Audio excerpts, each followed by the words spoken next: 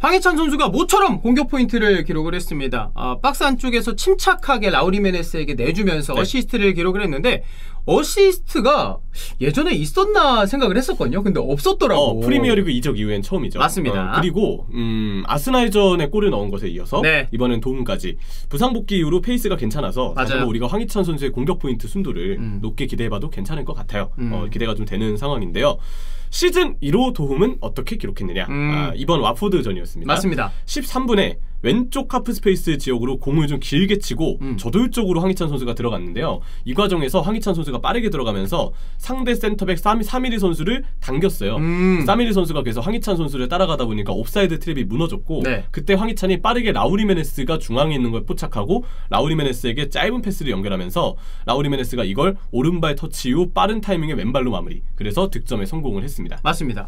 황희찬 선수의 매력은 그런 저돌적인 것 같아요. 이 선수가 좀 투박하다 이런 얘기를 듣습니다만은 프리미어리그에서도 이 선수를 원했던 건 이 저돌적이 결국 이게 변수를 만들어준다라는 거거든요. 그렇죠. 예. 대표팀에서도 우리가 봤잖아요. 맞아요. 황희찬 선수가 그렇게 좋은 옵션이 되어주는 걸 봤기 때문에 충분히 황희찬 선수가 울버햄튼의 이번 골 장면에서도 본인의 매력을 잘 보여줬다고 생각합니다. 황희찬의 뉴캐슬전 시즌 2, 3호 골을 도왔던 선수가 라우리 메네스였어요. 맞아요. 한 경기 멀티골 그때 라우리 메네스 패스 보면서 이야 진짜 질질 싼다. 예. 그런 얘기를 하면서 대단하다. 예. 아주 그냥 기가 막혔다. 저는 그때 중계하는 입장이었는데요. 솔직히 지릴 뻔했습니다. 진짜. 맞아요. 예. 진짜 대단했다 이런 생각이 드는데 황희찬이 오히려 이번에 라우리 메네스를 도왔다는 점에서 의의가 있어요. 이게 결국에 그거죠. 이제 우리가 맨날 송캐듀오 하고 뭐 앙리피레스 이런 얘기하고 그러니까 콤비로서 좋은 모습을 보여주는 거는 결국에는 이 선수가 내가 이 형철이한테 어시스트를 하든 형철이가 나한테 어시스트를 주든 이런 서로의 공격 포인트가 좀 같이 올라가는 거를 좀 콤비라고 하잖아요. 그렇죠. 그래서 서로 좀 잘 맞는다는 부분이 좀 인상적이에요. 맞아요. 황희찬도 라울에게 그렇고 라울도 황희찬에게 그렇고 조금 이제 두 선수가 계속 좋은 폼을 유지하면서 손캐 듀오처럼 한 팀의 에이스 듀오로서 좀 성장을 했으면 좋겠어요. 왜냐면 뭐 트링캉이 최근에 좀 부진하고 항상 부진했죠. 포덴스, 황희찬 뭐 이렇게 좀 괜찮은 선수들이 지금 보이는데 어쨌든 지금 공격진에서 황희찬과 라울이 좀 좋은 듀오로서 성장을 한다면 라지 감독이 기대할 수 있는 공격 듀오도 패턴도 더 많아질 거기 때문에 사실 라우리 메네스도 뭐 최근에 그래도 공격 이제 골을 좀 기록을 하고 있습니다만은 이 선수가 다친 이후로는 확실히 예전만큼의 파괴력이 있냐라고 물어봤을 때는 여전히 좀 의문점이 있잖아요. 그렇죠. 그런 면에서 황희찬 선수와 함께 살아난다라는 거는 울버햄튼 입장에서도 너무 좋은 일이고 매우 필요한 일입니다. 맞아요. 황희찬이 이 리그 4라운드 와포드전 이때가 이제 그 교체 투입되면서 데뷔전을 치렀을 때였죠. 프리미어리그 데뷔. 임대 직후의 데뷔전이었는데 후반 83분에 시즌 첫 골을 넣었죠. 이게 올 시즌 울버햄튼 선수가 넣은 첫 골이었어요. 맞죠. 이제 황희찬 선수의 첫 골이기도 했지만 울버햄튼 선수가 기록한 첫 골이기도 했어요. 울버햄튼의 첫 골은 상대 센터백 자책골이었거든요. 그래서 울버햄튼 선수가 넣은 첫 골은 황희찬의 골이었다. 그때 뭐 저도 엄청난 샤우팅을 했고 그걸 뭐 라우리 메네스인가 포덴스가 공유했다고 막 그러기도 하던데 어쨌든 이때 와포드를 상대로 황희찬은 팀의 2대0 승리에 견인을 했습니다. 그리고 이번에 두 번째 와포드전에서도 또 한번 공격 포인트를 기록하면서 와포드 킬러네. 와포드 킬러의 어떤 면모를 보여주는데 이 와포드는 저희가 조금 뒤에 언급할 일이 많거든요. 그때 한번 다시 다뤄보겠습니다. 황희찬은 후반 61분에 네투 선수와 교체가 되면서 이제 경기를 마쳤는데요.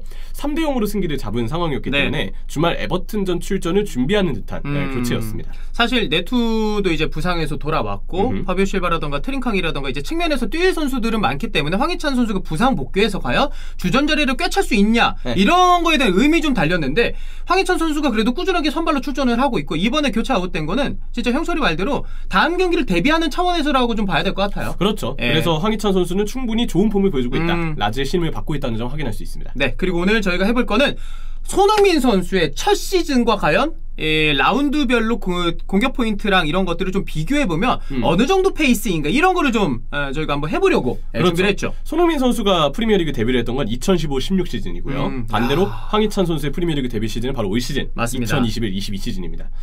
연도로 얘기하니까 순간 와 되게 오래됐어요. 지났다.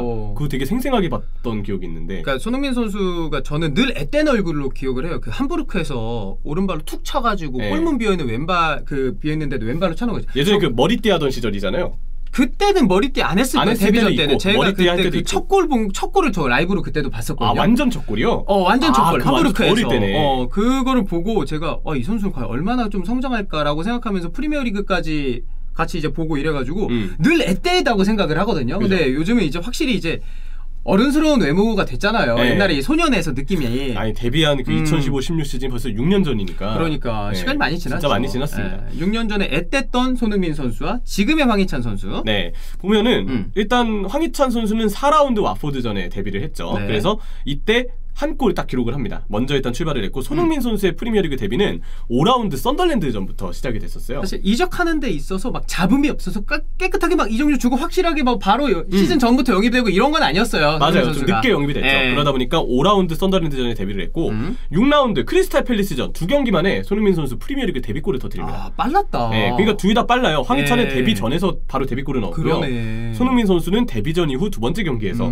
바로 크리스탈 팰리스전 골을 넣었습니다. 그때 그 SBS 스포츠에서 박문성 위원님이랑 이재영 캐스터님이 현장 중계를 가셔서 아 그래요? 네, 그때 그래서 골 넣고 태극기를 이렇게 딱 들었었다고 그 얘기들을 많이 하셨죠. 아 그렇구나. 이때가 그 팰리스전의 데뷔골 때였습니다. 자, 근데 7라운드 황희찬이 뉴캐슬전에서 2골을 터뜨리면서 맞아요. 멀티골 득점에 성공을 하고요. 손흥민 선수는 8라운드부터 발부상을 당하면서 쭉 결장을 하게 됩니다. 근데 황희찬 선수는 9라운드 리즈전에서도 골을 넣어서 그때 하트 세레머니를 했죠. 그래서 10라운드까지의 페이스를 우리가 비교를 해보면요. 황희찬 선수는 7경기에서 4골을 넣으면서 좋은 골 순도를 보여줬다는 점. 그러네요. 그리고 이 중에서 선발은 6경기. 그러니까 첫 경기 와포드전에 교체 투입을 한 이후로는 쭉 선발로 나왔다는 점을 확인할 수가 있어요. 참 대단해요. 이제 시즌 중에 임대가 된 선수인데 이렇게 주전을 바로 꿰찼다라는 건. 그렇죠. 그래서 선발 경기를 쭉 뛰면서 황희찬 선수가 인상을 남겼다는 부분이 좀 인상적이고 반대로 손흥민 선수는 이 부상과 좀 늦은 이적 작업 그러다 보니까 1라운드부터 10라운드까지 뛴 경기는 3경기에 그쳤는데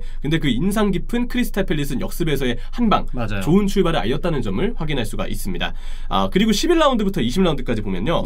황희찬 선수는 이 9경기 1골 1도움을 기록을 했어요. 그러니까 10라운드까지의 페이스에 비해서는 이제 득점 자체의 페이스는 좀 많이 떨어진 황희찬 선수였죠. 여기서 우리가 좀 봐야 되는 거는 올 시즌 수년 경기가 있다 보니까 19라운드 수년 경기고요. 20라운드도 수년 경기입니다.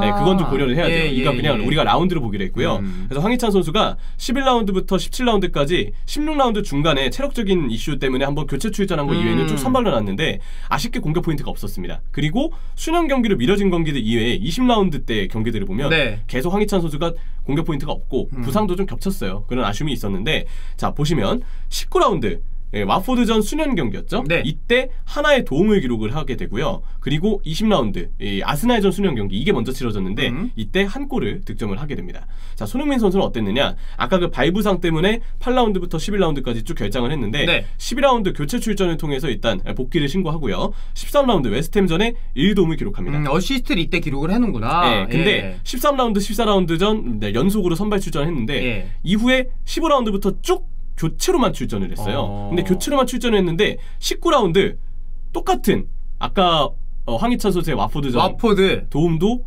19라운드였잖아요. 근데 손흥민 선수도 19라운드에 한 골을 기록했고요. 이때 상대가 와포드였습니다. 이런 기록 찾아보다 보면 재밌는 기록이 많아요. 이런 게 약간 평행이론처럼 우리가 진짜? 손흥민도 이때였다고? 19라운드 똑같다고? 심지어 와포드죠? 막 이렇게 우리가 생각하면서 좀 기록 찾아볼 수 있죠. 같은 라운드에 와포드를 만났을까? 그리고 같이 공격 포인트를 기록했어요. 와포드. 계속 이제 그 손흥민 선수가 이번 8월 그 와포드와의 리그 경기 때도 프리킥골 넣었잖아요.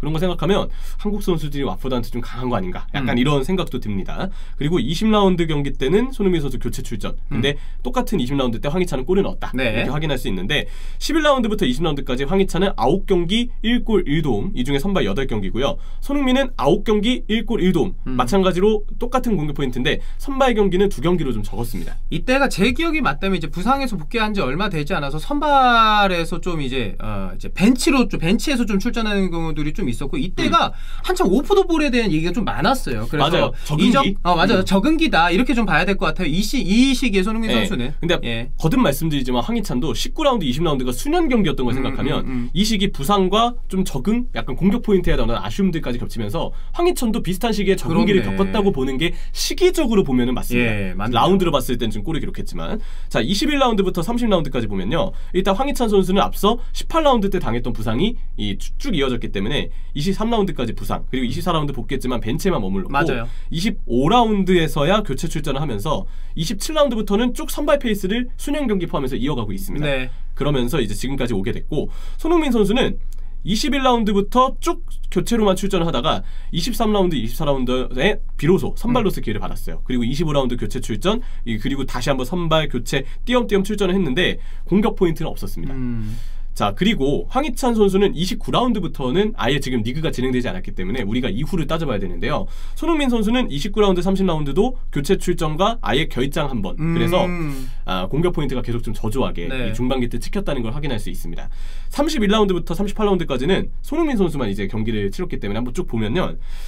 계속 손흥민 선수가 벤치 교체 출전에만 머물러 있다가 마지막에 터져요. 36라운드 첼시전에 한 골을 넣었고요. 네. 37라운드 사우스햄튼전에도 한 골을 넣으면서 이때가 연속골이었구나. 예, 그래서 네. 그 다음 시즌에 대한 기대감을 일으켰죠. 그래서 손흥민 선수가 이렇게 활약을 했다는 점을 확인할 수 있는데 시즌 최종 기록을 보면 손흥민 선수는 28경기 4골과 1도움. 네, 리그에서 네, 선발 경기는 13경기, 교체 투입은 15경기로 적응기를 보냈지만 그 적응기가 확실히 선발 기회에도 어느 정도 영향을 미쳤다라는 부분을 확인할 수 있고요. 황희찬 선수는 28라운드까지 기준으로 했을 때 20경기 5골과 1의 도움으로 리그 기록으로 따졌을 때 손흥민 선수를 이미 넘어섰습니다. 맞아요. 그리고 황희찬 선수가 앞서서 전반기 때 골 터질 때 몰아서 터진 것처럼 후반기 때도 지금 좀 터지고 있는데 흐름 좋아요. 흐름 좋을 때 몰아서 터지지 않을까에 대한 어떤 기대가 좀 되고요. 선발 교체 투입은 선발 경기는 황희찬의 지분이 첫 시즌에 좀 더 많다는 점. 맞네요. 우리가 이 부분을 기록을 통해서 확인할 수 있습니다. 저희가 오늘 이렇게 황희찬 선수와 손흥민 선수의 첫 시즌을 비교했던 건 뭐 누가 더 잘했다, 누가 못했다 이런 얘기를 하는 게 절대 아니에요. 여러분. 그리고 아직 황희찬의 시즌 안 끝났어요. 여러분들도 아시겠지만 손흥민 선수가 이렇게 첫 시즌에는 좋지 못했던, 기록적으로 좋지 못했던 모습을 보여줬고 선발로서도 좀